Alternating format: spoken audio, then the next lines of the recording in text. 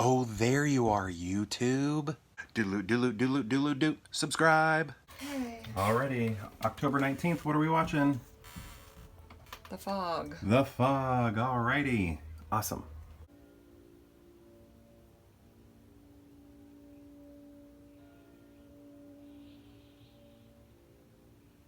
So I think this was like maybe my third time, fourth time, something like that, seeing The Fog. And I've always liked it, you know, since I first saw it, which actually wasn't even that long ago. Like, I was late to this. I saw this movie within, you know, the last 3, 4, 5 years, something like that was my first time seeing it. And I really enjoyed it. I mean, I enjoyed it this time too. But I guess what I really like about it, I'll get to the point here. What I really like about it is just that it's a ghost movie, has a very ghostly feel. The ghosts, you know, are kind of tangible looking. You know, they're not like a translucent, transparent entity or anything like that. The fog sort of adds that, which is cool. But they are just, you know, like people. They're almost more like zombies in a way, I guess you could say, in Fog. But, you know, it definitely has like a very ghostly feel to it. And I really love the fog effects all throughout the movie. That's like my favorite part. It just gives such a nice vibe to the movie, has like a great pairing with the texture of the film. You know, that 19, is it a 70s movie or 80s movie? I don't know. Somewhere in that era.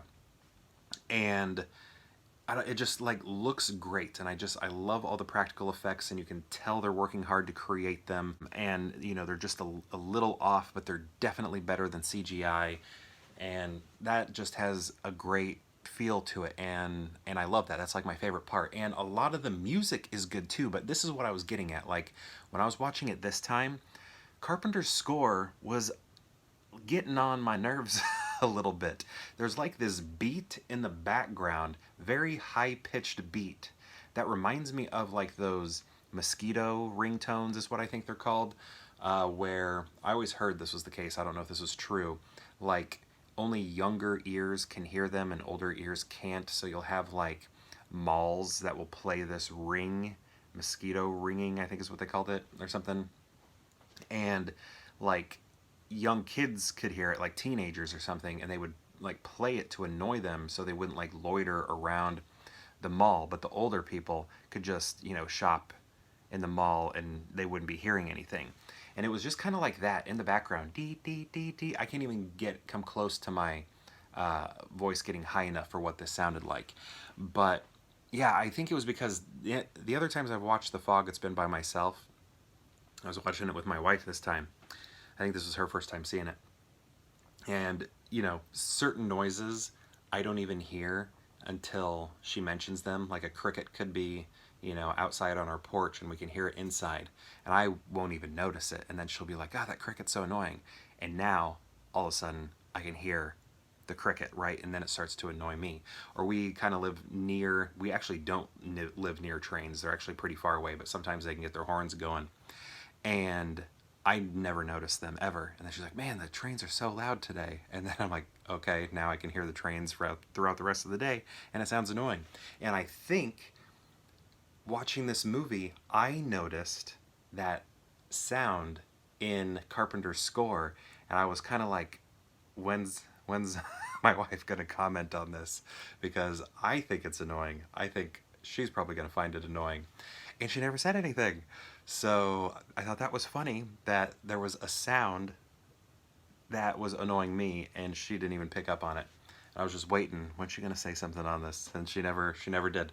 So I don't know. Like if I sounded hesitant in saying that I like this movie, it was just because I was trying to figure out how am I gonna tell this story. Where Carpenter's score was just a little grating on my ears and took me out of the movie a little bit because of that, but also because I was like thinking, when's this going to start annoying my wife? But it never did. This movie, this time around, it felt a little long, I think. I don't know. I think maybe what we've been watching has been a little bit more high energy, and this is a pretty low energy film. So it might have just been a compare and contrast when I compare it to some of the previous movies we've watched. It just felt very low and mellow, which is nice for like background watches. And I'm pretty sure one of the times I've seen this, because this is I think my fourth time watching it, I watched it as a background movie while I was painting, and that time I didn't notice the score, hurting my ears or anything. But again, it's kind of like a mellow movie for the most part, which is good for backgrounds, and I like to do background movies a lot. So yeah, ultimately, love this as a ghost film so much. Love the vibe, love the look of the fog so much. I think the story is fun, pretty strong. I mean, it's strong and basic and strong at the same time. It's like a strong archetype sort of thing, I guess.